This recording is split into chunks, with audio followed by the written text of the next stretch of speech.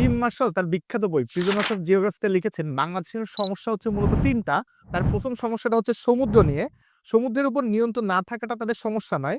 সমস্যাটা হলো সমুদ্র বাংলাদেশকে এক প্রকার নিয়ন্ত্রণ করে। সমুদ্রের কারণে বাংলাদেশের নির্মাঞ্চল প্রায়ই বন্যার মুখোমুখি হয়। ঘটনা সত্য। বাংলাদেশের ২য় বড় সমস্যাটা কি জানেন? বাংলাদেশের ২য় ভৌগোলিক সমস্যা হচ্ছে দেশটার প্রায় পুরোটা ঘিরে আছে আমাদের পাশের দেশ ভারত। অর্থাৎ ভারতের সাথে বাংলাদেশের প্রায় সীমান্ত রয়েছে ২৫৪৫ মাইলের বেশি। আর ১৯৪৭ সালে দেশভাগের ফলে আমরা আসলে এত বড় একটা বর্ডার পেয়েছি ভারতের সাথে।